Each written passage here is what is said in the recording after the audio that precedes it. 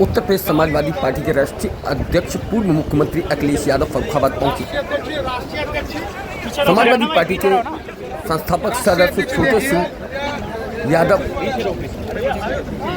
का 13वीं संस्कार था, उसमें शामिल होने के लिए वो यहाँ पहुंचे थे।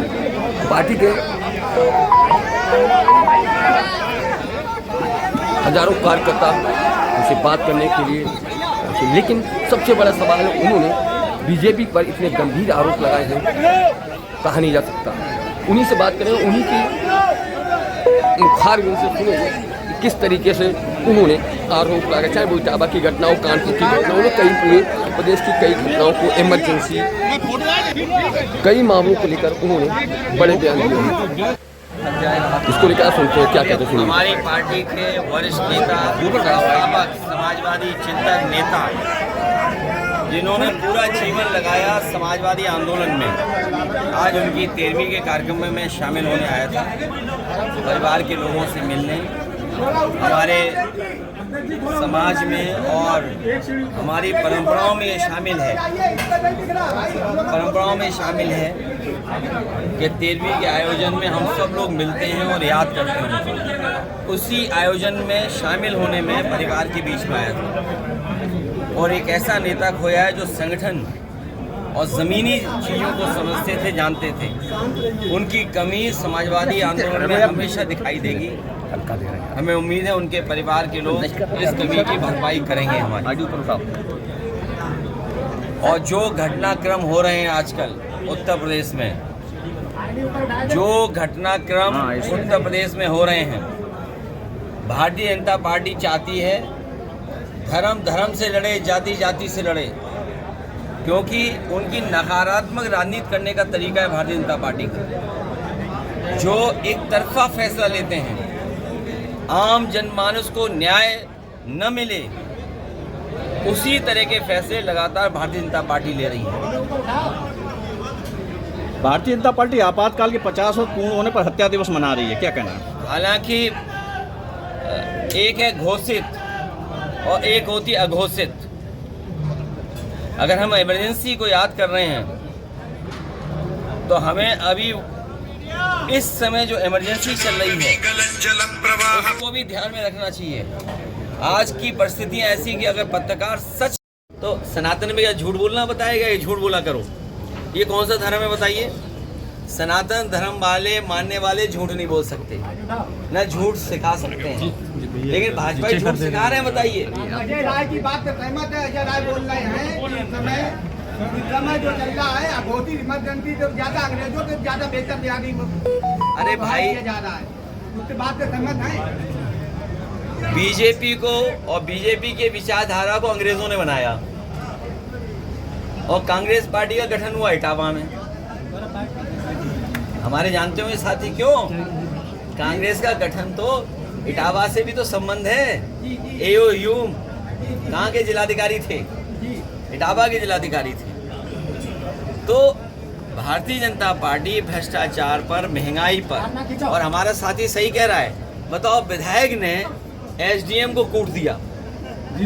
एक विधायक ने, सुना है, अखबारों में पढ़ा है, टीवी पे चला है, सोशल मीडिया पे, कि एक विधायक जी ने एसडीएम को मार मार के ठीक कर दिया। उसके बाद कोई दरोगा बचाने आया तो दरोगा को भी पीट दिया। बताओ, एक एमएलसी कमरे में बंद करके कूटे गए। ये पता आपको? नहीं पता है? एक एमएलसी को कुछ लेन देन या उस बंटवारे में झगड़ा हो गया तो एमएलसी को कमरे में बंद किया, फिर कूटा गया, उसे कूटा, खूब कूटा। अब कूटना तो जानते हो क्या होता है। और इसी तरह जब उनके ट्रक नहीं छोड़े जा रहे थे, जो नंबर ही नहीं है जिसमें कुछ लिखा भी अलग से, वो उनकी पहचान है, तो एसडीएम को पीटा गया। कानपुर का आप हम लोग जानते ही हैं कि डीएम और सीएमओ में झगड़ा चल रहा है। इनके मंत्री अधिकारियों की शिकायत करें कि ट्रांसफर उनके कहने से नहीं हो रहा, ट्रांसफर कैंसिल हो रहे हैं। इस स्वास्थ्य विभाग में आप पता कर लो, ट्रांसफर होने के लिए क्या क्या करना पड़ता है डॉक्टर और उन लोगों को। अध्यक्ष जी, जो स्मार्ट मीटर लग रहे हैं, इसके लिए कुछ कहेंगे आप? ये बिजली बेच देंगे, इन्होंने बिजली नहीं बनाई, ये पूरी बिजली बेच देंगे बीजेपी के लोग। आज जब मैं आ रहा था तो एक सोशल मीडिया पे किसी ने स्क्रीनशॉट लेकर के मुझे भेजा कि भारतीय जनता पार्टी और आरएसएस का फुल फॉर्म क्या है। पूरा सब कुछ बेच देंगे, ये है फुल फॉर्म। पूरा भारत को बेच के चले जाएंगे लोग, राष्ट्र को बेचेंगे। क्या नहीं बिक गया बताओ आप? बताइए, अमेरिका के दबाव में सीज फायर हो गई। इसका मतलब क्या है? कारोबार की वजह से हो रहा है ना। आर्थिक जो आपका व्यवस्था है उसमें अमेरिका का दबाव है। तो ये बिजली बेच रहे हैं, सड़कें बेच दी इन्होंने, मंडी बेच दी इन्होंने, नीचे कर देते, बस स्टैंड बेच दिए, किसान बाजार बेच दिए, और एफडीआई के नाम पर चाहे एलआईसी बेचा हो, मल्टीनेशनल कंपनियों को सुविधाएं दी हो, सब बेच रहे हैं ये लोग। प्राइवेट लोगों को सब बेच रहे हैं, फ़ोन टेलीफोन सब उनके पास। चीन से लड़ना चाहते हो, ये सब मोबाइल चीन के बने हुए हैं। स्वदेशी की बात कर रहे हो, सब मोबाइल विदेश के हैं, देखिए खड़े हो, सब चीन के बने हैं। कोई ऐसा नहीं जो चीन से सामान ना आया हो, जितने मोबाइल हमारे सामने खड़े हुए। तो ये स्थिति पैदा हो गई। फर्रुखाबाद का जो काम है, मान लो टेक्सटाइल का है, यहाँ का जरदोजी है, बर्बाद कर दिया कि नहीं कर दिया? टेक्सटाइल पार्क पता नहीं कहाँ चल गया, टेक्सटाइल पार्क छिन गया। और आपका जो एक्सप्रेस वे था वो क्या कह रहे थे? फर्रुखाबाद वाले चूसे गन्ना और एक्सप्रेस वे लेकर ठंडा।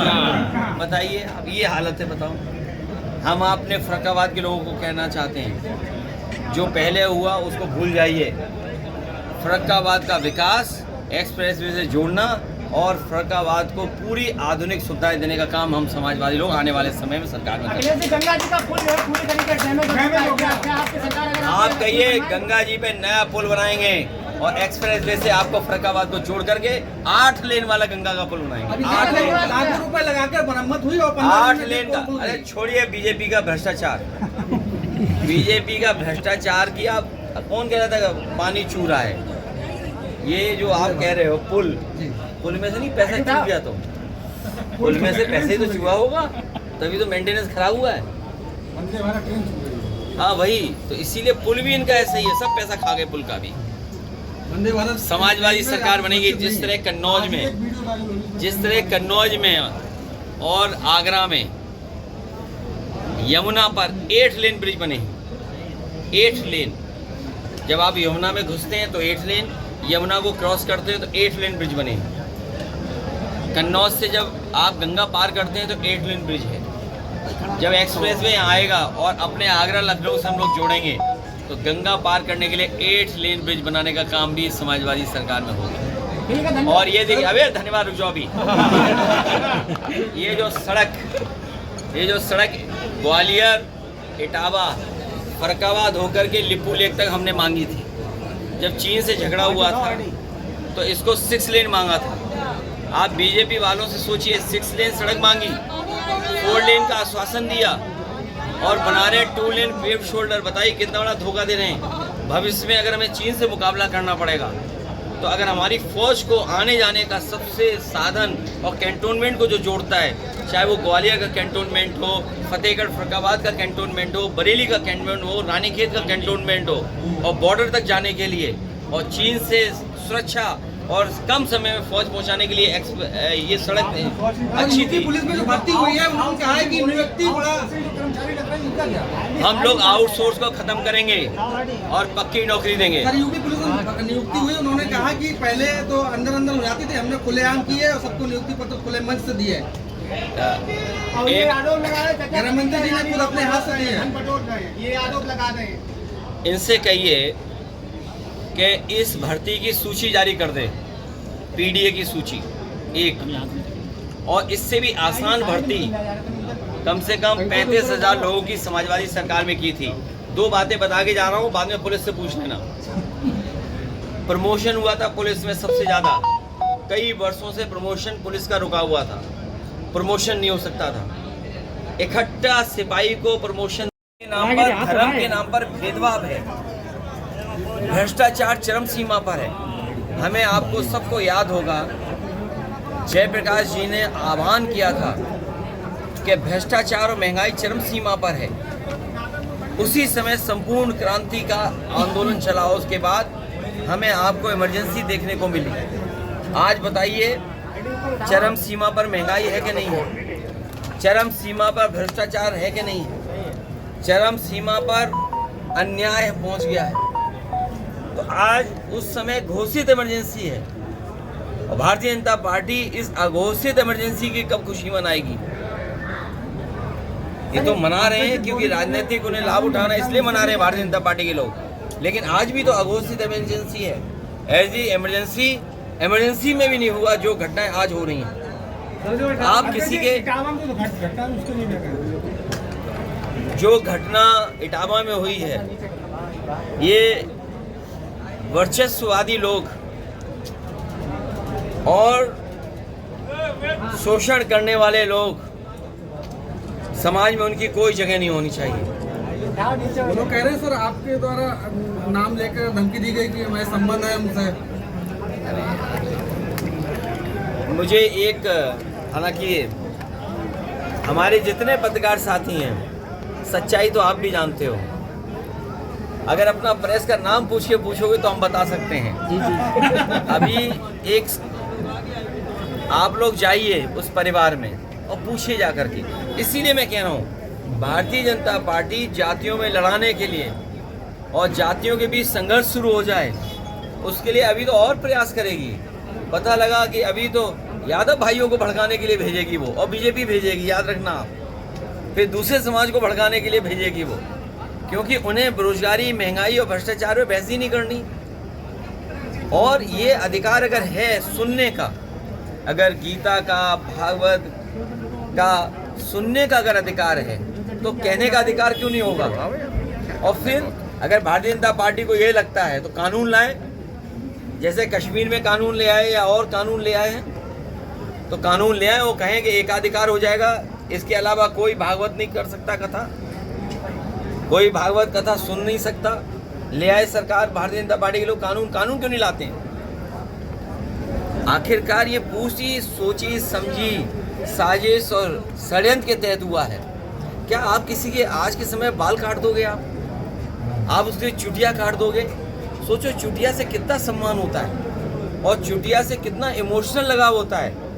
हमारे साथी लोग चुटिया रखते होंगे, तो अगर उससे पूछो तो कहते हैं 4 साल की हो गई, 8 साल की हो गई, 10 साल की हो गई। जिस शास्त्री जी की चुटिया कटी है, सोचो कितने वर्षों से चुटिया रखे थे। ये कौन वर्चस्ववादी लोग हैं? कौन ऐसे लोग हैं जो चुटिया काट दिए? बताओ। और पेशाब की बात मैं नहीं बोल रहा हूँ आपको। हमें खुद बुरा लगता है कि आज के समय पर जब भारतीय जनता पार्टी सपना दिखा रही है विकसित भारत का, सपना दिखा रही है हम विश्व गुरु बन जाएंगे, सपना दिखाते हैं कि ट्रम्प भी उनका कहना मानते हैं, तब बताओ हमारे समाज में ये घटनाएं हो रही हों। और एक जगह नहीं, उत्तर प्रदेश में तमाम जगह ऐसी घटनाएं हमने देखी हैं और सब बीजेपी की सरकार में हो रही हैं। पेशाब को पिला देना, पेशाब डाल देना, पेशाब से आपको शुद्ध कर देना, और वो गोबर वाली बातें तो आप सब जानते हो। ये खुद ही कहते हैं कि पीजिए, इससे बीमारी ठीक हो जाएगी। ये बीजेपी के लोग कौन सी नई साइंस चला रहे हैं, ये बताइए आप। अभी कुछ कह दोगे तो कहेंगे सनातन विरोधी हैं आप।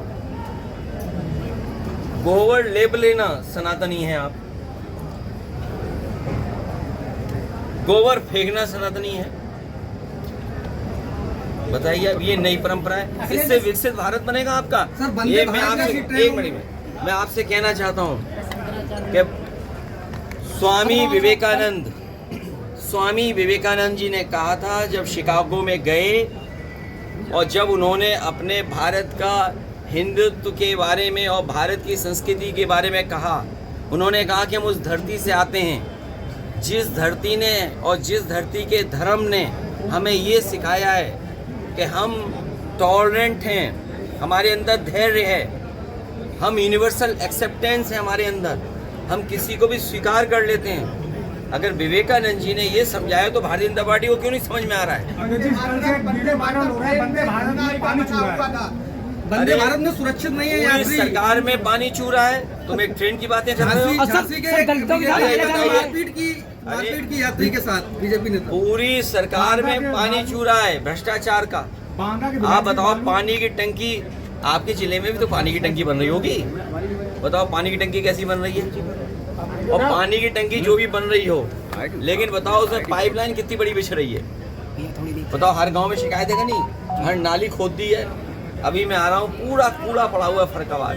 कहीं फरका स्मार्ट सिटी तो नहीं है? क्या हालत कर दी बताओ।